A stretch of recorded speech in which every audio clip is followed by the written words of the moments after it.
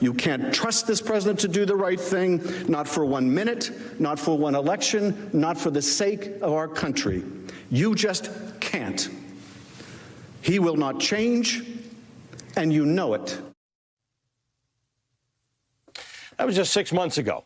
Donald Trump, you recall, was actually impeached for trying to corruptly use the power of the government to get a foreign country to help him get reelected. And since then, he's continued to put himself and his personal interests first. Here's the latest example of that.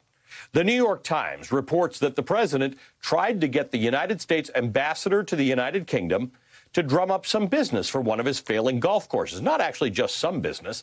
Quote, the American ambassador to Britain, Woody Johnson, told multiple colleagues in February of 2018 that President Trump had asked him to see if the British government could help steer the world-famous and lucrative British Open golf tournament to the Trump Turnberry Resort in Scotland. Quote, instead of dismissing such an unethical request, Ambassador Woody Johnson, seen here, a billionaire and a Trump donor who has zero diplomatic experience, felt pressured to give the president what he wanted. So, quote, he raised the idea of Turnberry playing host to the Open with the Secretary of State for Scotland, David Mundell, end quote. There's an argument to be made that this attempt at corruption is worse than what led to Trump's impeachment, because the president's defenders cannot claim, like they did then, that Ukraine stuff was somehow connected to U.S. foreign policy. We don't really have that sort of foreign policy issue with Scotland.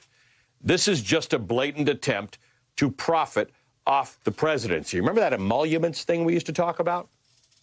Joining me to talk about this is the person who led the impeachment trial against Donald Trump, Congressman Adam Schiff, Democrat of California and chairman of the House Intelligence Committee. Congressman, it is good to see you again. Thank you for being with us. You've introduced legislation to criminalize a presidential pardon that is offered for anything in exchange of value. But I got to tell you, I don't even know how you foresee things like this. Like this one, maybe we should have seen this one coming, but this Turnberry thing is unusual to say the least. Well, it is unusual, certainly for any normal president, but it's not unusual for Donald Trump. I think you're exactly right. This is who he is. It's all about what's good for Donald Trump.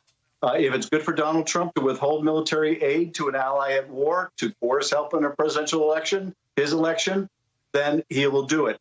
If it's good for President Trump to beg the president of China for help in his reelection and offer trade concessions, then he will do it. And if it's good for the president to use his ambassador, to use state resources to help make him more money by getting the British to hold the British Open at one of his failing resorts, then he will do that.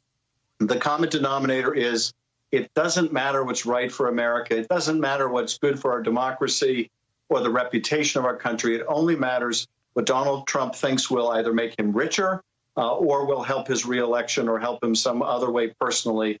That's all that matters to him. It's all that's ever mattered to him. And, of course, it has endangered our country.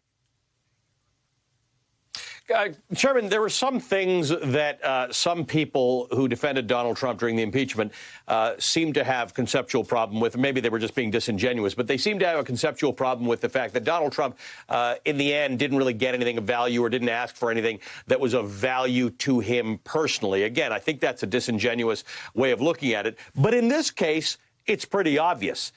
Is there any consequence of this? Is there anything that can be done with this news? Well, I would say the two distinctions are, you're right. This is, purely about helping him monetarily. So there's something really repulsive, offensive about the president abusing his position of power to try to further enrich himself at the expense of America's standing in the world with one of our allies. But, frankly, I think it's a far graver abuse of power to withhold military aid from an ally that is having its troops die at Russian hands every week.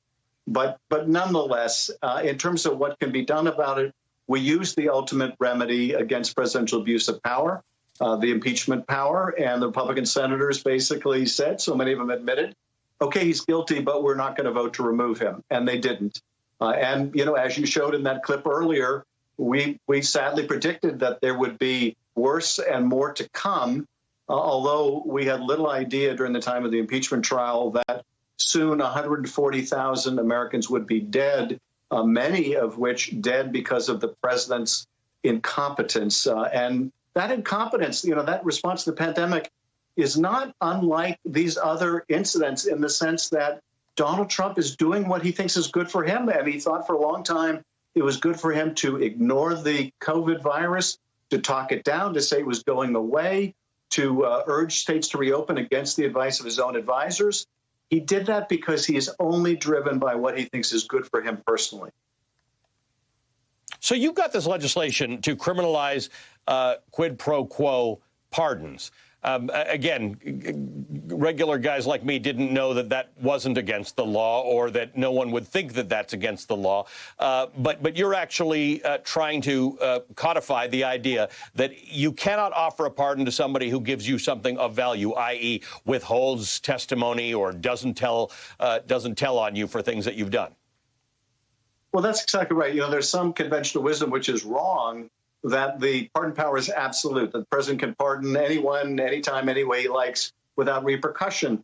That cannot be true. If that were true, the president could say to law enforcement, as indeed it sounds like he is doing, go out in the country, violate the law on my behalf, arrest peaceful protesters, and if you get prosecuted in any of these states, I will pardon you.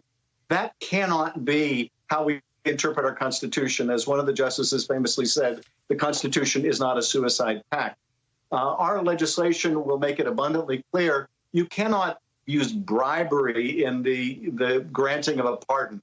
You can't say, if you will remain silent, if you will lie to Congress or lie to investigators, I will pardon you. That is a punishable criminal act. If there's any ambiguity about it, our legislation removes that ambiguity. It may not stop the pardon from happening, but it will mean that that president can go to jail. And further, we would require that all the investigative files in a case in which the president is a witness, subject, or family member is of that investigation, and there's a pardon given, that all the files be provided to Congress. So we hope that this will be a deterrent to the kind of abuses of the pardon power we see the president undertaking. Congressman, I just want to ask you before you go, you have sent a letter to the Department of Homeland Security demanding answers from DHS regarding reports that the agency is using domestic surveillance to, quote, protect statues, monuments, and federal buildings. Tell me what, it's a long letter, but what's the gist of it? Gist of it is, these agents have no business doing what they're doing. They're undermining the integrity of the agency. Americans are going to distrust the Department of Homeland Security if they're going to be abused this way, and in particular, if they're going to abuse any intelligence gathering capabilities by gathering intelligence on peaceful protesters. So I think they're undermining their own agencies. They're undermining the use of any intelligence resources. They are, I think, only further adding fuel to the fire. These mayors and governors don't want these federal troops dispatched. And it certainly looks like they are arresting people without probable cause. So, it's a uniquely destructive act. Again, getting back to the original point you were asking me about, Ali, why is the president doing this? Because he thinks it will help his reelection. Whether it creates further confrontation around or the country and even bloodshed, he doesn't care as long as he thinks it will help him. Congressman, we got word in the last hour that Congress has overwhelmingly voted to remove statues and busts of Confederate so-called heroes from Congress, and we appreciate that. I do want our viewers to know that there were about 100 people who voted against that. Congressman, good to see you. Chairman Adam Schiff is the chair of the House Intelligence.